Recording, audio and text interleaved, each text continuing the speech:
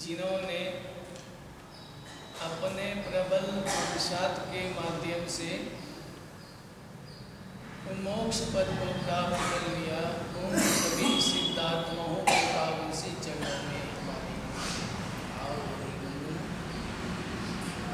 परम उपकारी लाखों आत्माओं को परमात्मा के धर्म से जोड़ने वाले पूज्य चारों दादा गुरुदेव श्री के पावन से चरणों में परम पूज्य गणनायक श्री सुख सागर जी महाराज साहिब के पावन से चरणों में परम पूज्य आचार्य सम्राट श्रीमद जिन कांति सागर श्री सुख जी महाराज साहिब के पावन से चरणों में भवसागर से दूती मैया को सहारा देने वाले मेरे श्रद्धा के केंद्र परम पूज्य गुरुदेव गच्छाधिपति आचार्य भगवत सिंह वज्जन महंत श्री जी महाराज साहिब के पावन से चरणों में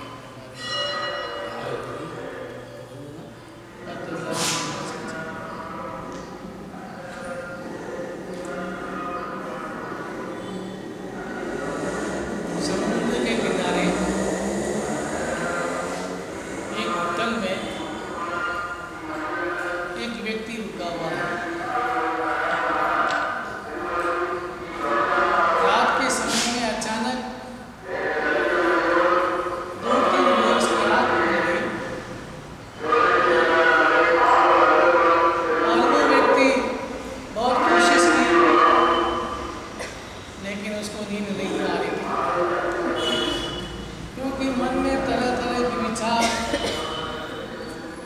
विचारों के कारण टेंशन, चिंता, उस कारण से उसको नींद नहीं आ रही थी।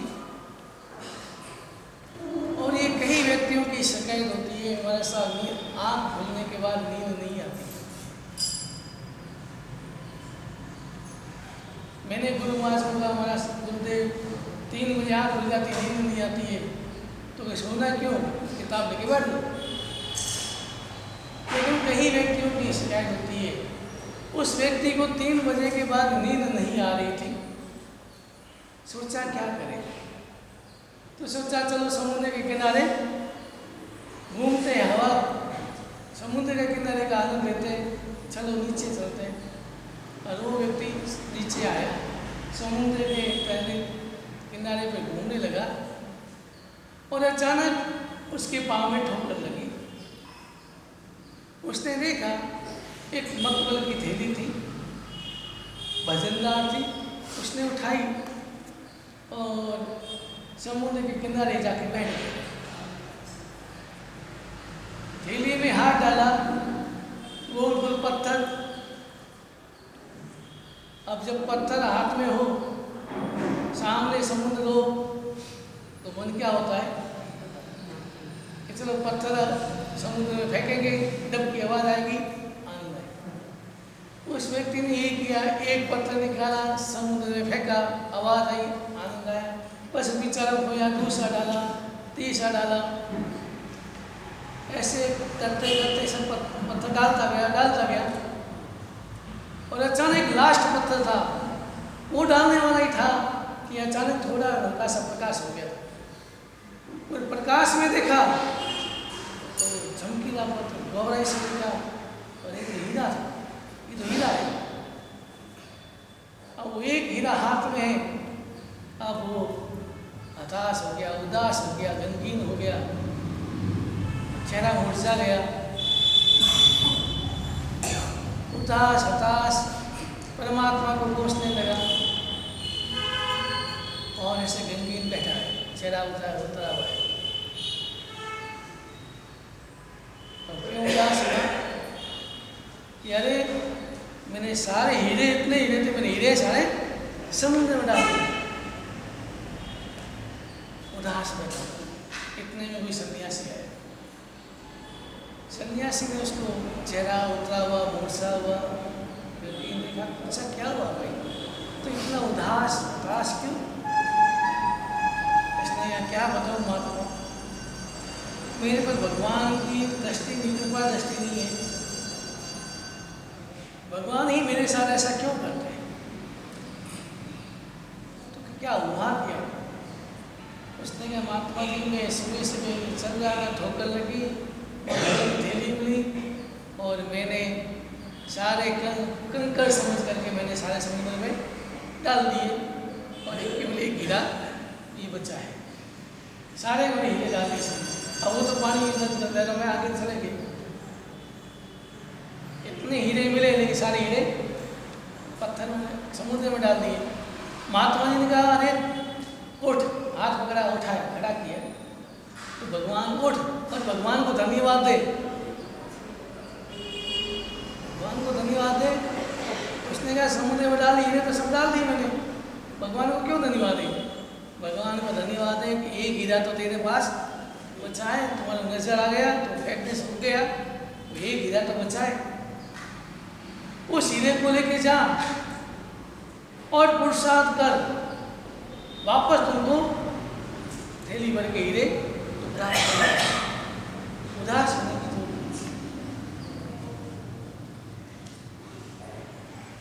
नहीं। व्यक्ति ज्यादातर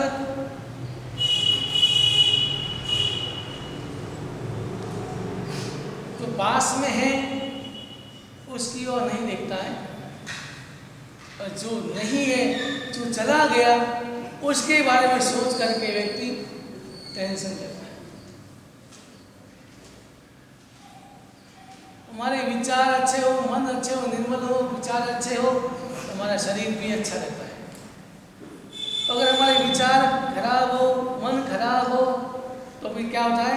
टेंशन होता है, और टेंशन से शरीर खराब होता है। आज जितनी भी बीमारी है, चाहे ब्लड प्रेशर हो, चाहे शुगर हो, ब्लड प्रेशर हो, शुगर हो, हमें शुगर हुआ, डॉक्टर के पास गया, डॉक्टर ने एक ही प्रश्न किया, आपको काहे का टेंशन है? तो इसका मतलब कि ब्लड प्रेशर, शुगर, सारी बीमारियां कैसे होती है? टेंशन से। और टेंशन करना क्यों? हर व्यक्ति ये कहता है टेंशन किसके लिए करता है? दूसरों को हर व्यक्ति ये कहता है टेंशन कर लेना नहीं देना, टेंशन लेना नहीं देना। अरे क्यों देना भी क्यों? ना लेना है ना देना है। लेकिन व्यक्ति विचारों में, विचारों के कारण हमारी दृष्टि हर दिन एक जैसे नहीं होती, हर दिन खुशी का वातावरण नहीं होता है, हर माहौल एक जैसा नहीं होता है। कभी धूप है तो कभी ऋतुएं बदलती है, कभी गर्मी ऋतु आती है, कभी सर्दी ऋतु आती है, कभी बरसात ऋतु आती है, कभी धूप आंधियाँ चलती है, हर तरह के मौसम आते हैं। और अपन कहते हैं नहीं, हमको तो खाली सर्दी चाहिए, गर्मी आए नहीं, ये कभी हो नहीं सकता। क्योंकि एक बीज का रोपण करेंगे तो उसको धूप भी चाहिएगी, पानी भी चाहिएगा, वर्षा छाँव भी चाहिएगी, सब चाहिएगा, तब जाके वो तो धूप छाँव सब आएगा। कभी व्यक्ति करोड़पति बन जाता है, आकाश में उड़ने वाला नीचे गिर जाता है, और नीचे वाला समय है, समय किसी का एक जैसा नहीं रहता है। इसलिए उतार चढ़ाव जिंदगी का नाम है। जिंदगी में अगर उतार चढ़ाव नहीं आएंगे तो जिंदगी किसका?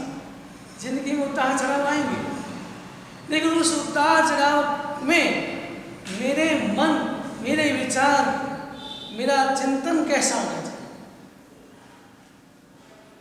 अगर उतार चढ़ाव में अगर चिंता की तो शरीर खराब हो जाएगा, चिंता की तो, और अगर चिंतन किया तो रास्ता मिल जाएगा। चिंता में और चिंतन में यही अंतर है। चिंतन शरीर को खराब कर देगी, चिंता शरीर को खा जाएगी, जला देगी, और चिंतन करेंगे तो रास्ता मिल जाएगा। और हम ज़्यादातर चिंता करते हैं, चिंतन नहीं करते। कभी भी परिस्थिति आ जाए बुरी, अच्छी बुरी परिस्थिति में अगर हमारा चिंतन निर्मल हो जाए, सम्यक चिंतन हो जाए, हमेशा एक गिलास आधी भरी हुई है, आधी खाली है। जो व्यक्ति आधी खाली देखता है वो चिंता करता है, वो जो व्यक्ति आधी गिलास भरी देखता है, और हमें हमेशा आधी गिलास भरी देखे। हमारी नजरों में क्या होनी चाहिए? आधी गिलास भरी हुई है, खाली नहीं दिखे। और जो व्यक्ति आधी गिलास भरी देख लेता है, आधी गिलास तो भरी हुई है, तो व्यक्ति कभी चिंता नहीं करेगा, दुखी नहीं होगा। और जो व्यक्ति आधी गिलास खाली देखता है, वो हमेशा दुखी होगा। इसलिए हमें आधी गिलास खाली नहीं देखना है, हमें भरी हुई देखना है। कैसे भी परिस्थिति आए, अनुकूल प्रतिकूल उतार चढ़ाव आते हैं, आएंगे, क्योंकि किसी के समय एक जैसा नहीं होता। और व्यक्ति को हर समय कोई न कोई टेंशन होता है। बच्चा होता है, पढ़ेगा टेंशन, बड़ा हुआ पढ़ेगा टेंशन, और बड़ा हुआ कमाई का टेंशन, शादी योग्य हुआ तो लुगाई का टेंशन, लुगाई आ गई तो बच्चे का टेंशन। टेंशन जिंदगी में चलता रहेगा। अगर हमारी सोच अगर टेंशन में रही तो जिंदगी में छोड़ते रहेंगे, मरते दम नहीं छोड़ेंगे। एक महिला मृत्यु के मुंह में कैंसर हुआ, डॉक्टर ने हाथ लगा मर रही है, और अगर पत्नी को कहा मैं मर जाऊंगी तो आप क्या करेंगे? और कैसे मरेगी? मैं डॉक्टर करूंगा, तुम्हारी व्यवस्था करूंगा। फिर भी अगर मर गई तो अरे मैं यमराज से युद्ध कर लूंगा। और फिर भी अगर मर गई तो उसने आखिर मैं पागल हो जाऊंगा। उसने कहा अच्छा मेरा इतना प्यार कर, मेरे पागल हो जाएगा। तो क्या पागल हो जाओगे? दूसरी शादी तो नहीं करोगे? तो उस व्यक्ति के पागल कुछ भी कर सकता है। मरते समय भी व्यक्ति क्या सोचता है? मृत्यु के समय में भी भगवान याद नहीं है, अपने आत्मा याद नहीं, कुछ याद नहीं है, पूर्व या भविष्य याद नहीं आया, और वर्तमान में सोच रही है कि मेरी शादी के बाद क्या करेंगे। यार तुमको क्या करेंगे? तुम जाने के बाद तेरा रिश्ता तो खत्म हो जाता है। तुम नए परिवार में आँख खोलो और बंद करो, तुम्हारा आत्मा का जन्म हो जाता है। जहाँ से जाती है वहाँ रोते हैं, और जहाँ जन्म होता है वहाँ खुशियाँ मनाते हैं। आत्मा वही होती है। फिर भी व्यक्ति अंतिम समय में भी परिवार की चिंता करता है, बेटों की चिंता करता है, अपनी पत्नी की चिंता करता है, उसका क्या होगा, वो क्या होगा। अरे भाई तुम जा रहे हो, तुम नए परिवार के साथ संबंध छोड़ने जा रहे हो, तो नया परिवार मिलेगा। फिर भी हम व्यक्ति जिसका स्वभाव बन जाता है चिंता का, वो व्यक्ति कभी कैसी भी स्थिति हो हर समय चिंता ही करेगा। और चिंता से शरीर खराब होता है, मन खराब होता है, वातावरण खराब होता है, स्वभाव खराब होता है, और स्वभाव के कारण परिवार में भी अशांति फैल जाती है। चिंता होगी, शरीर खराब होता है, शरीर खराब हो स्वभाव खराब होता है, स्वभाव में चिड़चिड़ापन आता है, स्वभाव खराब होता है तो परिवार का वातावरण भी खराब हो जाता है। लेकिन भगवान महावीर के साथ जो भी होंगे न वो भगवान से सुख की याचना करता है, न कभी दुख की याचना। वो एक ही प्रार्थना करता है, भगवान सुख में भी मैं तुझे याद करता रहूं, मुझे तेरी याद, तेरी स्मृति बनी रहे, और दुख आए तो मुझे ऐसी शक्ति दे कि दुख में भी सहज बन सकूं, सहजता से स्वीकार कर। सुख आता है आपकी कृपा से, दुख आता है तो भी मेरे दुख की कृपा। सुख भी आपकी कृपा, यानी आपकी भक्ति की, पूजा की, किया पुण्य किया बंदा, उसके कारण सुख मिला। और अगर दुख मिला तो मेरे कारण मैंने कोई पाप किया, इस कारण मुझे दुख मिल रहा है। तो कभी भी याचना नहीं करता, ना सुख की ना दुख, वो सहज रहता है, वो सब एक ही चिंतन करता है। जो भी आए स्वीकार करना सीखो, जो भी स्थिति आए, परिस्थिति आए, स्वीकार करना सीखो। और जो व्यक्ति ऐसा हो जाता नहीं, तो सच्ची घटना है, एक व्यक्ति का नुकसान हो गया 25 करोड़ का। कितना नाम बताओ? प्रकाश जी का नुकसान जानते हैं? 25 करोड़ का एक साल नुकसान हुआ। मैं उनके घर गया, जाते नहीं थे, चौमासे, चेहरा वैसा तो वैसा। मैं घर गया, जीव लिया में 21,000 51,000 जो भी लिखाया, चेहरा वही मुस्कान, वो कोई चेहरे पे हताशा नहीं, कोई चेहरा गमगीन नहीं। तो मैंने ऐसे पूछ लिया, प्रकाश जी मैंने सुना है आपको कोई नुकसान हुआ? अरे महाराज जी जिंदगी है, होता रहता है, कभी प्लस कभी माइनस, ये जिंदगी का चलता रहता है, ये तो जिंदगी है। एक जैसी जिंदगी चले तो जिंदगी का है, अगर एक जैसी जिंदगी चले तो जिंदगी का लाभ है। प्लस माइनस चलता रहता है, कभी प्लस है कभी माइनस है, इसमें अपना क्या है? और महाराज जी आप भी तो कहते हैं कि खाली आ जाए खाली लेके जाए, खाली आ जाएंगे क्या लेके जाना है? तो मिलाया ही कुछ नहीं तो जाएगा, मेरा क्या लेगा? गया क्या मेरा? लाया में कुछ नहीं था, यही कहा था, गया तो गया। ऐसा चिंतन हो जाए तो, हर व्यक्ति का ऐसा चिंतन हो जाए तो व्यक्ति कभी दुखी नहीं हो सकता। व्यक्ति के भीतर में विचार कभी खराब नहीं हो सकते, मन खराब नहीं हो सकता, टेंशन आ नहीं सकता, चिंता आ नहीं सकती, लेकिन चिंतन निर्मल बनना चाहिए। चिंता नहीं करनी, चिंतन करना है। एक व्यक्ति सन्यासी के पास पहुंचा और कहा महाराज जी बहुत समस्या है, बहुत परेशान हूँ, एक समस्या पूरी करता हूँ दूसरी समस्या, चार समस्या और खड़ी हो जाती है, बहुत दुखी हूँ महाराज जी, महात्मा जी कुछ उपाय बताओ। महात्मा जी बैठ और महात्मा जी ने कहा एक रात यही रुकना पड़ेगा, सुबह में तुम्हारा समाधान। वो कहा ठीक है, एक रात रुक जाऊंगा। फिर महात्मा जी ने कहा कि मेरे बाड़े में 100 ऊँट है, जाना 100 ऊँट को बैठा देना, जब 100 ऊँट बैठ जाए 100 ऊँट तब तुम सो जाओ। अब वो गया, उठाया, एक को बैठाया, जो भी आवाज़ करता है ऊँट को बैठाया, एक को बैठाया, 2 को बैठाया, 5 को बैठाया, 6 को बैठाया, 7 को बैठाया, पहला खड़ा हो गया। फिर वापस बैठाया, 15 को बैठाया, फिर तीसरा खड़ा हो गया। ऐसे करते 20 को बैठाया, 50 को बैठाया, 50 तक पहुँच गया, 50 बैठाया, फिर 5 खड़े हो गए। रात भर ऊँट को बैठाने लग गया, जो 1 को बैठाया, 50 को बैठाया, 5 में खड़ा हो जाता है, फिर 55 में बैठाया, फिर 3 ऊँट खड़े हो जाते हैं, दूसरे ने बोला 30 में खड़े हो जाते हैं। रात भर ऐसे ऊँट कभी बैठे पूरे हुए ऊँट बैठा नहीं पाया, और रात भर ऐसे लगे, बेचारा थक गया, हताश हो गया, आँख लाल हो गई, नींद भी नहीं। महात्मा जी के पास गया, महात्मा जी का तुम्हारी आंखें लाल कैसे, क्या वो सोया नहीं? अरे महात्मा जी क्या करें, आपने कहा ऊँट को बैठाना, अरे मैं 5 ऊँट को बैठा, 10 ऊँट को बैठा हूँ, पहले दूसरा खड़ा हो जाता है, 20 को बैठा हूँ, फिर 3 और खड़े हो जाते हैं, इसको बैठाता हूँ वो खड़े हो जाते हैं। महात्मा जी ने कहा मैंने तुम्हारे समस्या का समाधान दे दिया। समस्या का समाधान दे दिया कैसे? जिंदगी है, एक समस्या को बैठाएगा तो 2 समस्या खड़ी होगी, ये तो जिंदगी है। यहाँ समस्या है, एक को पूरा करेगा दूसरी खड़ेगी, दूसरी को पूरा तीसरी खड़ेगी, समस्या तो खड़ी होती ही की, समस्या तो खड़ी होगी, कभी समस्या पूरी नहीं होगी।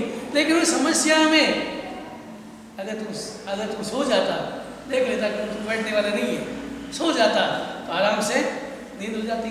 और तुम पूरी कोशिश की कि समस्या पूरी खत्म हो जाए, पूरी ऊँट बैठ जाए, ऊँट कभी बैठ नहीं जाए, एक खड़ा हुआ दूसरा बैठा, दूसरा तीसरा वाला। तो जिंदगी में समस्या है, लेकिन अगर समस्या में हमारा समाधान मिल जाए, और समाधान कैसे मिलेगा? चिंतन से। अगर चिंतन कर लिया तो समाधान मिल जाएगा, समाधान मिल जाएगा तो मन अशांत नहीं होगा, विचार निर्मल बने रहेंगे। तो हमारी जिंदगी में समस्याएं बहुत आएगी, लेकिन हमें उस स्थिति को कैसे देखना है? देखो उदाहरण देखे, काका जी आए, 2 साल से आए काका जी, और आपने काका जी को भोजन कराया, गुलाब जामुन मंगाए, नमकीन मंगाई, आज काका जी आए, 2 साल से खाना खाया, और आपने उसको बहुत मनवार से खाना खिलाया। और काका जी ने 40-50 वर्ष की उम्र थी, रात में एक गुलाब जामुन खाया, बड़े नमकीन खाई, 2 रोटी खाई, और रात को के ज़्यादा नहीं खा। काका जी थे, और जाते समय बच्चे के हाथ में 1000 का नोट पकड़ा के गए, खाया 100 रुपये का, पकड़ाया 1000 रुपये का। और वो विचार करता है ऐसे काका जी रोज आए तो, ऐसे काका जी रोज आए तो अच्छा, खाया 100 रुपये का, मिला देखिए 1000 रुपये। और अगर जवाई आ जाए तो, जवाई आएगा तो कितनी मिठाई मंगाएगी? एक 4 मिठाई मांगेंगे, 400 रुपये का होके 400 रुपये का खाएगा और 21 रुपया लेके जाएगा। तो कभी ऐसे कहता है कि जमाई रोज आए, 400 रुपये का खाता है जमाई और 21 रुपया लेके जाता है। काका जी 100 रुपये का खाता है और 1000 लेके जाते हैं। तो आप किसको कहेंगे? कौन सी स्थिति में राजी? काका जी की राजी है, जमाई की राजी? लेकिन जो व्यक्ति चिंतन कर लेता है, काका जी भी वही संबंध मेरा संबंध है, काका जी हमारे और जमाई भी हमारा है, ये तो परंपरा है, इसको भी लेता है कोई देता है। तो वैसे ही ये परंपरा है, कभी लाभ है तो कभी हानि है। ऐसा नहीं सोचे कि मुझे रोज लाभ ही लाभ हो, रोज काका जी आए जमाई नहीं आए, ऐसा कभी हो नहीं सकता। काका जी भी आएंगे तो मुस्कुरा के स्वागत करो, और जमाई आते हैं तो भी स्वागत तो मुस्कुरान के कराते हैं, करते हो, भले ऊपर से करते चाहे मुस्कुरान करो। अगर आपको कोई इनकम टैक्स वाले आते हैं तो क्या करेंगे? गाली देते आप? क्या करेंगे? ऊपर से स्वागत करेंगे ना, हाथ जोड़ेंगे, बैठाएंगे, मुस्कुराएंगे, बैठाएंगे और जो भी चाय पानी कराएंगे, पर मन में आएगा सारा स्पेशली कहाँ से क्या आ गया, मन में क्या आता है? ये सारा कहाँ उठ के आ गया स्पेशली, और ऊपर से उसका स्वागत करते हैं, खिलाते हैं, पिलाते हैं। ऐसा क्यों? मन में उसके प्रति ऐसा विचार क्यों आता है? क्योंकि ये उसे लेके जाएगा। लेकिन ऐसे जमाई के विषय में नहीं आता, ये जमाई ऐसा समझ में नहीं आता है कि यार जमाई आए तो देना पड़ेगा, लेके जाएगा, ऐसे विचार आते हैं।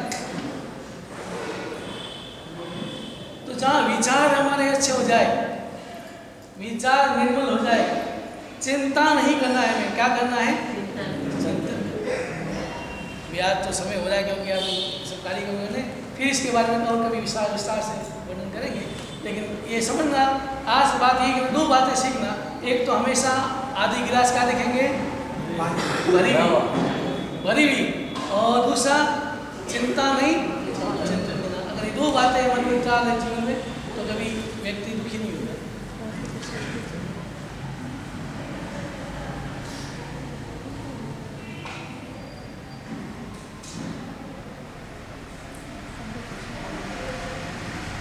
रविवार लोग तो आए नहीं कभी,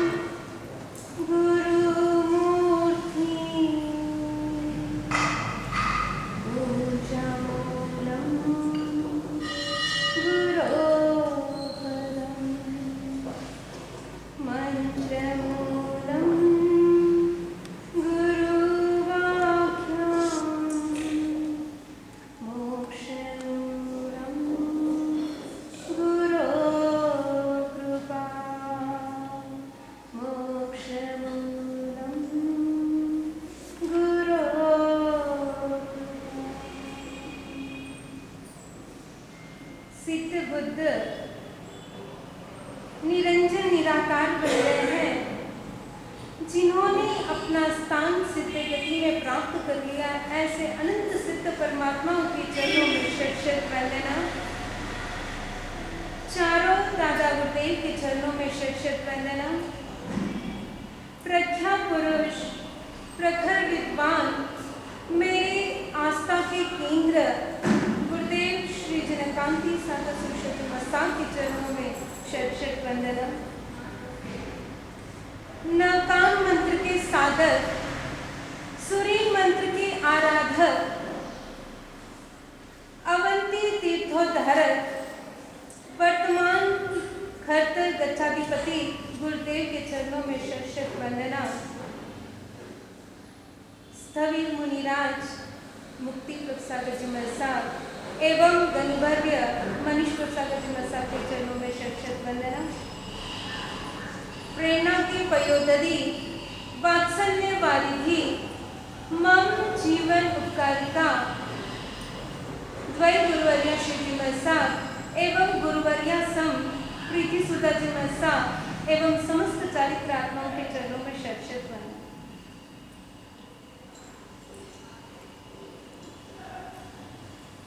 वर्तमान में व्यक्ति को कुछ शॉपिंग करना हो, कुछ खरीदी करना हो, तो वो क्या चाहेगा कि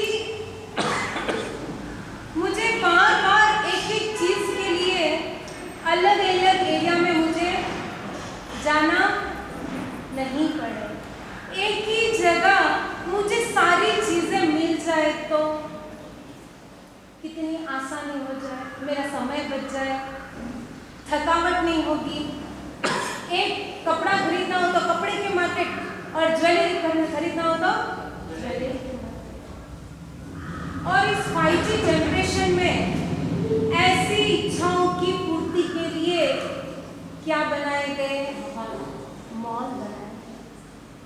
मॉल यानी जहां एक ही बिल्डिंग में एक ही जगह सारी चीजें आपको आसानी से मिल जाए, चाहे कपड़ा खरीदना हो, चाहे कॉस्मेटिक खरीदना हो, राशन खरीदना हो, या सब्जी खरीदना हो, या दवाई खरीदना हो, एक ही जगह मिल जाती है सारी चीजें। और जब शॉपिंग करते करते थक जाओ तो क्या मिलता है? थक जाओ तो गेम आदि खेलने के लिए, भूख लग जाए तो कैंटीन या कॉफी के वो सब, और थोड़ा आराम करना हो तो गेस्ट रूम। तो आजकल के युग में ऐसा ही मॉल सबको पसंद है। तो हमारे जिन शासन में भी एक मॉल है, कौन सा है भी आपको पता है? हमारे जिन शासन में भी एक मॉल है और वो है जिनवानी।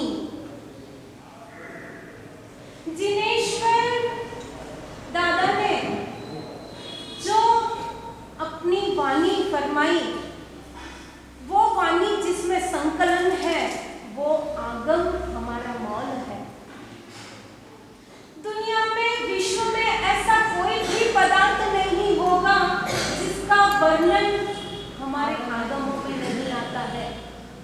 जीव का अगर वर्णन चाहिए तो जीवाभिगम में, साधु के आचार का वर्णन चाहिए तो आचरण सूत्र में, अगर सभी दर्शनों का ज्ञान चाहिए, वैष्णव में सब कोई भी दर्शनों का ज्ञान चाहिए तो सूत्र कथा में, अगर श्रावक का क्या आचार है अगर जानना हो तो उपासक दशा, अगर सूर्य कितने हैं, चंद्र कितने हैं, पृथ्वी कैसी है जानना हो तो सूर्य पनति, चंद्र पनति, जम्बू द्वीप पनति कैसा है ये विश्व जानने के लिए। इतना गहरा ठोस ज्ञान भरा है अपने आगम में, लेकिन हमको इसका एहसास नहीं है, अनुभव नहीं है, और अपने को रुचि नहीं है कि हम जाने कि हमारे आगमों में क्या है। यूज करने वाले कितनों जनों ने यूज कर लिया है हमारे आगमों का। ये अभी तो क्या व्यक्ति कहता है महाराज जी गंदा भाव तो है, लेकिन दुकान बस दुकान करके छोड़ दे।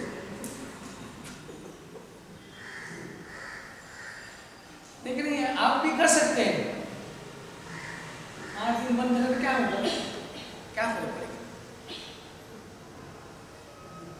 2 दिन तो बंद होती है शायद, फर्स्ट और लास्ट वो जन्मवाचन के दिन संडे होता है,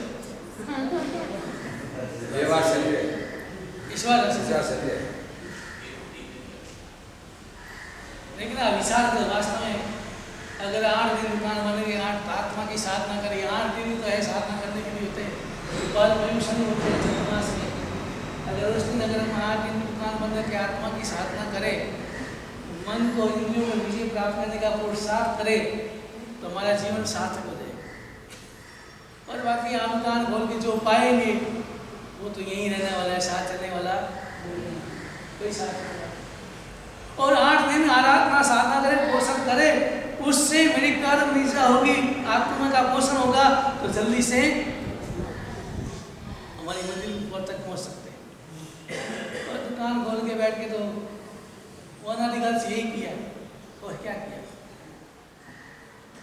लेकिन इस बार 28 करके 8 दिन कोशिश करे और आत्मा की साधना करे, जो आनंद आएगा, जो आपको मन में जो आनंद आएगा, उत्साह आएगा, उल्लास आएगा, जो शांति मिलेगी, देखते रहेगा, आप अनुभव करेंगे। तो तपस्या सर्वश्रेष्ठ बताया परमात्मा ने। मन की साधना के लिए तपस्या बताई गई। तब से ही, क्योंकि तपस्या होती है नहीं तो व्यक्ति दौड़ता नहीं है, भागता नहीं। एक उपास हो, 2 उपास हो व्यक्ति, और 2 उपास तक 3 उपास तक मन नाचता है, मन कोशिश करता है खा ले खा ले खा ले। और 3 दिन अगर मन मजबूत हो जाए, हम इस मन के सामने हो जाए, अब मैं खिलाने वाला नहीं, तो मन अपने आप शांत हो जाए। फिर 4थे दिन 5 दिन 2 दिन शरीर शांत हो जाता है, मन शांत हो जाता है, फिर भागता नहीं है। तो मन को इंद्रियों पर विजय प्राप्त करने के लिए परमात्मा ने सबसे श्रेष्ठ बताया, तो वह बताया तपस्या। तपस्या ऐसा तप है, तो कहता है मारवाड़ में अनियो कूदे अनियो करे, अनियो कूदे अनियो नाचे, अनियो करे बटर का। एक दिन अनियो नहीं मिले तो जिम करे, एक दिन उपवास हो तो ऐसा लगता है पर शरीर में सुस्ती आ जाती है, उठ नहीं सोता रहता है। तो सर्वश्रेष्ठ तपस्या बताइए। तो हमें तप करके सरिता में आए नहीं, लेकिन अनुभूति आज बनी थी, आज आई। मैंने कल भी कहा था मैं तपस्या की अनुभूति कल करूँगा, लेकिन आज आए। हो सकता है कि 30 पास है, शरीर है, नहीं साथ देता है, लेकिन उन्होंने महास्मरण किया, लेकिन किसी को बताया नहीं मैं महास्मरण करी। आगे बढ़ते गए। कभी कभी एक विचार आता है, अपने में विचार बोलूँगा। मेरा चतुर्मास फलोदी था और नवरत्न मुनि के भतीजे नाम धर्मेंद्र मुनि महाराज, वो भी चतुर्मास फलोदी। तो उपवास, एक उपवास किया, 2 उपवास किया, जब भी कहते हैं पूछते सब पाना देखेंगे। और मैं बीच में गया, 2-3 बार मैं भी गया साथ में, ऐसा पाना आके वर्तमान तो। और जब तक कहते हैं 30 उपवास हो गए और पाना हो गया, पता ही नहीं चला। मैंने सोचा पाना हो गया, हो गया। और अपने यहाँ तपस्या करते तो क्या करते हैं,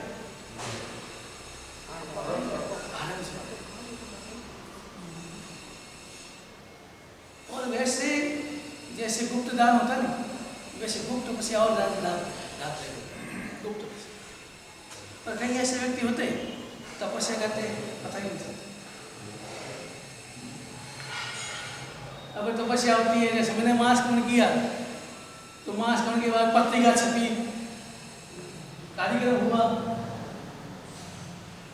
ये व्यवहार है। लेकिन निश्चय से तब मैं किस लिए कर रहा हूँ, आत्मा को अपना। और कहीं व्यक्ति 28 के भाव होते हैं, कई बार 28 क्यों नहीं करता है, मुँह लगा हुआ था, मेरा 28 करने में मेरी शक्ति नहीं है, क्या की किसकी, हमारे शरीर की शक्ति मैं 28 कर सकता हूँ, बाकी कार्यक्रम करने की शक्ति नहीं है। तो कार्यक्रम नहीं करने की वजह से तपस्या भी नहीं करता। इसलिए ऐसा कोई जरूरी नहीं है। हमारे समाज में भी शासन ने अपनी आत्मा यही सोचना है, मुझे तपस्या अपनी आत्मा के लिए करना है, करो तो ठीक हो जाने, नहीं करो तो भी मुझे मिले। और सावक संघ भी ऐसा नहीं कि तुमने 28 किया और कुछ किया नहीं, कोई जरूरी नहीं। जो उसकी इच्छा हो करे, उनके परिवार वाले जाने, एक जो भी करे, किसलिए करे, तपस्या की अनुमोदना इसलिए करते हैं। अब इन्होंने किया, संचेती परिवार वाले क्या किया, किस लिए किया, तपस्या की अनुमोदना की। इन्होंने तब किया, हम अनुमोदना करें।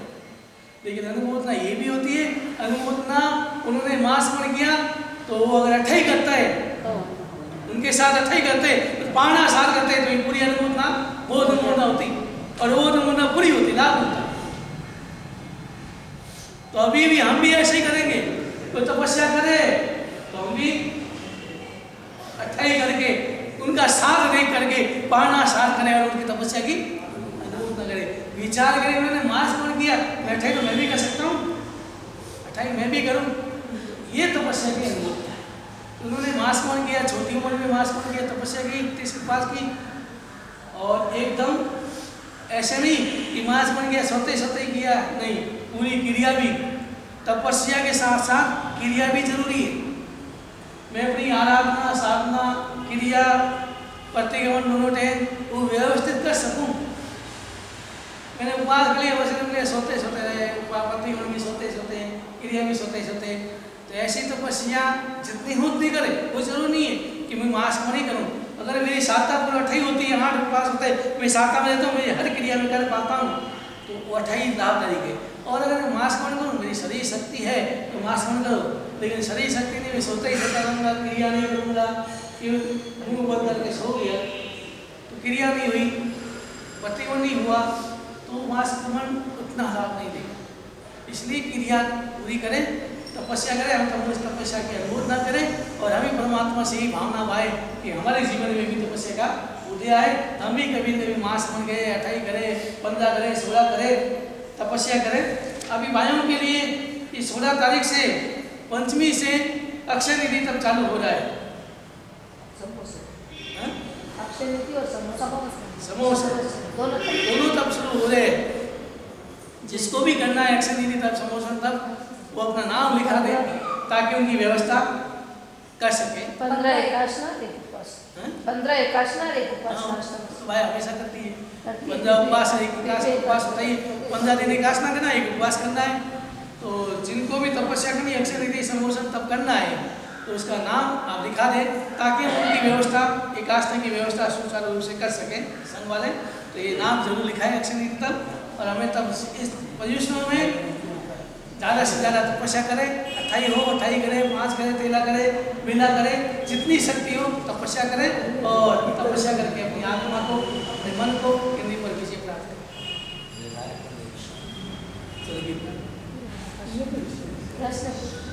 एक में तपस्या का गीत है,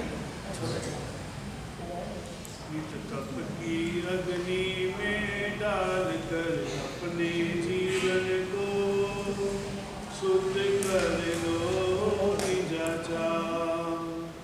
इन स्वार्थ के नातों को छोड़कर अपने जीवन को शुद्ध कर लो निजाचा। वच से तपो, मन से, काया से पूर्ण तपो, हरिहंत भगवंत का फिर जाप है जपो।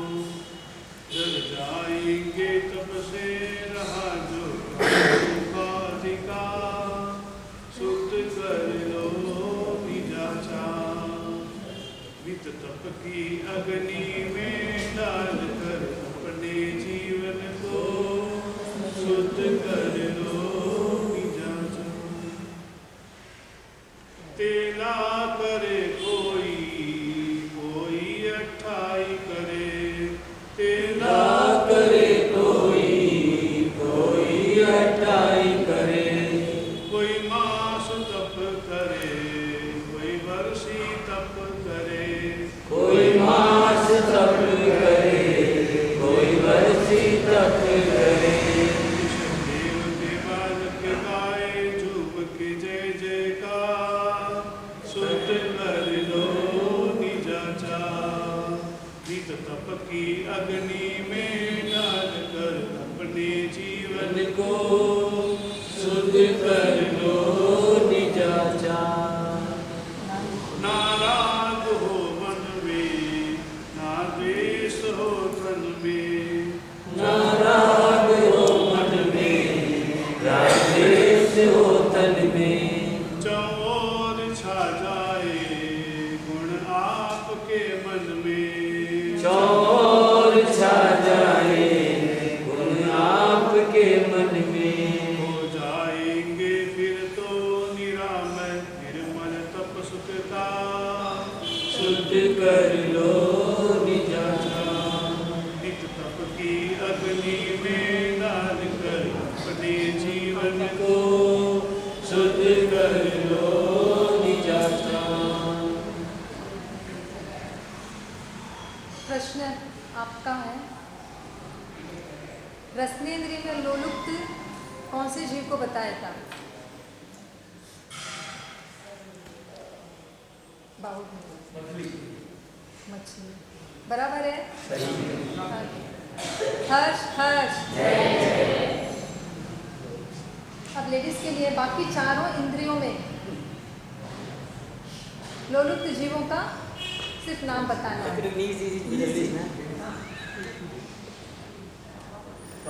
आप एक मिनट आपस में डिस्कस नहीं करना है।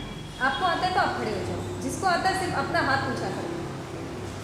डिस्कस घर पे जाके चारों, बाकी चारों इंद्रियों के, चलो 4 में बताएंगे तो 3, आपको एक कम किया जा रहा है। बहुत इजी है, इजी है। एक बार खड़े हो। पुराने जमाने में 8-9 साल की उम्र में मानना ही नहीं रखती थी। अब हम थे नहीं तो चड्डी में भी 8-10 साल की चड्डी में घूम जाते थे, ऐसे ही खेलते थे, बड़े हो जाते थे। और वर्तमान में छोटा लड़का की पैंट थी। समय बदल पुराना आज का 5 साल का लड़का और पुराना हमारे समय में 10 साल का लड़का बराबर है, इतनी उनकी समझ है। छोटी लड़की गई घर, भाई के घर पहुंच गई और दरवाजा खड़खड़ाया। भाई ने देखा तो भाई ने खुद ही उठा, भाई खुद, और दरवाजा खोला तो सामने कौन थी? नानी सी छोटी सी बहन। ज्यों बहन को देखा उसके मन में इतने वर्षों का प्यार जो दबा के रखा, कितना ही करो, भले कितना ही झगड़ा हो, भाई के मन में प्रेम, बहन के प्रति तो प्रेम होता ही होगा, बस होता ही। इतने वर्ष का दबा हुआ था वासनी, तो ज्यों बहन को देखा, हाथ में थाली, और उस भाई ने बहन को गोद में उठा के उसको प्यार ले गया, खूब प्यार किया, खूब वासना दिया। इतने वर्षों का वासना एक साथ मुड़ गया। भाई भी रो रहा है और बहन भी, दोनों के आंखों में आंसू। भाई इसलिए रो रहा है, वासना इतने दिनों से मेरी इतनी मासूम बहन है, इसका क्या कसूर था, और इसको भी प्यार नहीं मिला। आंखों में आंसू बह रहे, खूब प्यार किया, और बहन ने राखी बांधी और कहा कि भाई मुझे कुछ नहीं चाहिए, अगर देना चाहते हो तो मेरी बात सुनो, अगर तुम मुझे रक्षाबंधन में तुम मेरी बात माने, कुछ मुझे देना है तो मैं जो कहूँ वो देना। और क्या चाहिए तुमको? भाई तुमको क्या मालूम, मम्मी माँ कितनी तेरे लिए याद करती, आंखों में आंसू बहाती है, आंखों में आंसू बहा के मम्मी की आंखों कमजोर हो गई, तेरी याद में इतनी आंसू बहाती है। पिता भी कभी कभी चिपके होते हैं,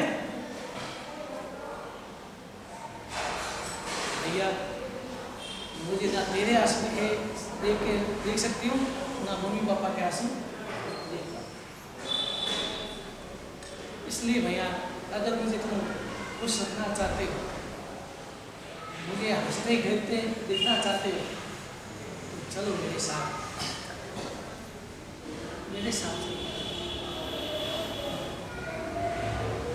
और आज मैं ऐसे भी देखता हूँ भाई बहन एक हो जाते हैं, स्वार्थ के कारण एक हो जाते हैं, माँ बाप को, बहन ऐसी नहीं रहती माँ बाप को देख नहीं कहती, ऐसे भी मैंने देखा है, सच्ची कहते देखी कि माँ बाप से नहीं बोला है, और बहन भाई से आराम से बोल दी जाती है, घर भाई की घर जाती आती है, बहन सब कुछ होता है, और माँ बाप को ये बहन कभी नहीं कहती, ऐसा भी मैंने देखा है। लेकिन छोटी मासूम बच्ची को देखो, उसने कहा मुझे कुछ नहीं चाहिए, मुझे कुछ देखना हो तो, और बहन रो रही थी, खपत मतलब रो रही, जोर जोर से रो रही, और भाई ने बहन को पिघल गया, हृदय पिघल गया, और वो बहन को उंगली पकड़ के ले गया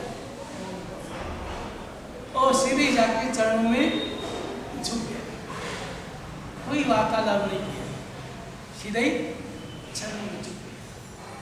अगर चरणों में झुक जाए तो ऐसा कोई व्यक्ति नहीं होगा जो उसको आशीर्वाद नहीं दे और बुला दे, ऐसा कोई नहीं। कितना ही आपको गुस्सा हो उसके प्रति, लेकिन वही व्यक्ति अगर चरणों में झुक जाए, आप सिपाल से तो आता नहीं कि मेरा समझी हो, मैं सिपाल को देखा और उस राजा के मन में क्रोध आया कि मेरी बेटी ने उसको थोड़ी को छोड़ के दूसरे के साथ बैठ गई, मैं जाऊंगा तलवार से, नंगी तलवार लेके गया, सीढ़ियाँ चढ़ी, देख लिया पिताजी आ रहे हैं, जो ही आए उनमें एक साथ झुक के तलवार और से बाद में सच्चाई मालूम पड़ गई। लेकिन कितना ही व्यक्ति गुस्से में हो, अगर तो चरणों में झुक जाए, गुस्सा प्रकट नहीं हो सकता।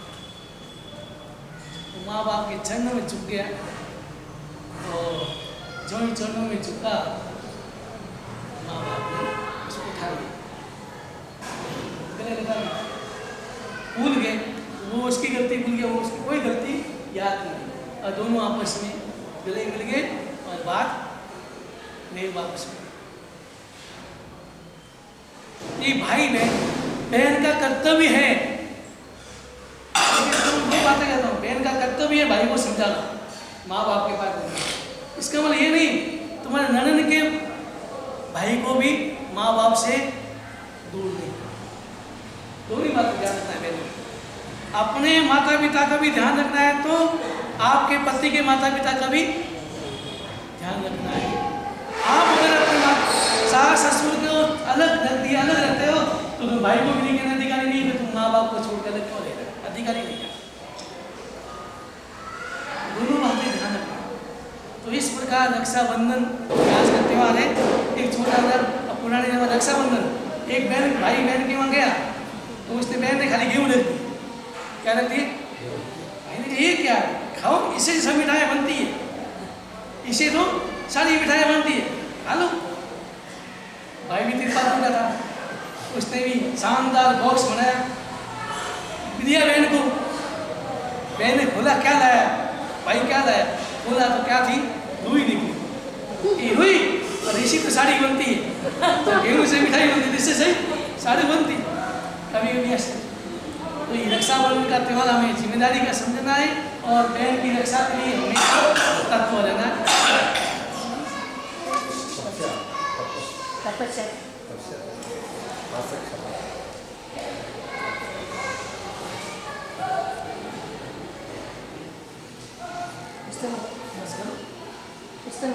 तपस्या क्या करेंगे,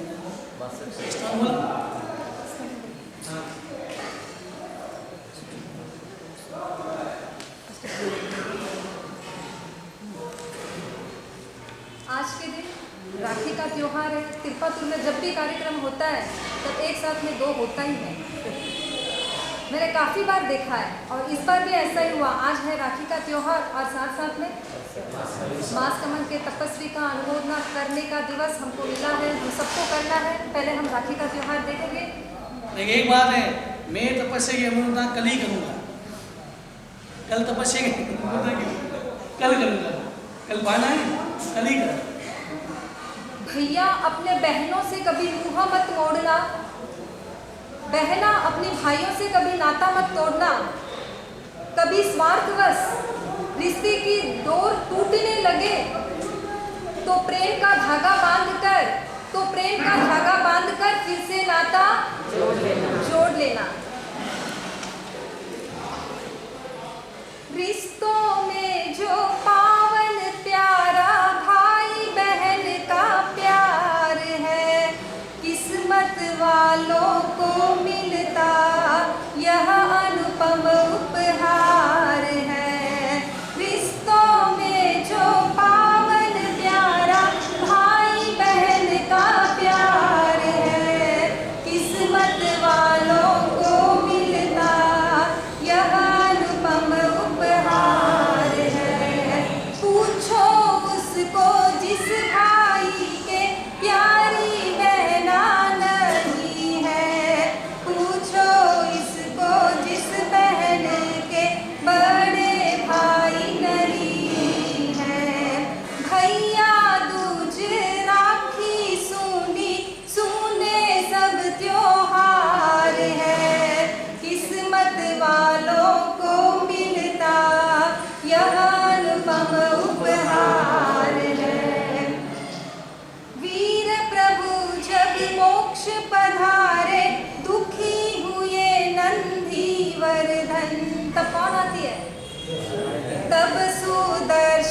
बहलाई, किया शोक का भंजन। आओ भैया मेरे घर पर, बहना की मनोहार है। किस्मत वालों को मिलता यह अनुपम उपहार है। जब बाहुबल की दीर्घ साधना फलदायी नहीं बन पाई, तब दो बहनें ब्राह्मी सुंदरी आकर राह दिखलाई। मान कषाय बुरा है छोड़ो, विनय धर्म का सार है। किस्मत वालों को मिलता यह अनुपम उपहार है। रिश्तों में जो पावन प्यारा, भाई बहन का प्यार है। किस्मत वालों को मिलता यह अनुपम उपहार है। अब तपस्वी की अनुमोदना करना है हम सबको। एक बार मैं बोलूंगी, फिर आपको। मास कमल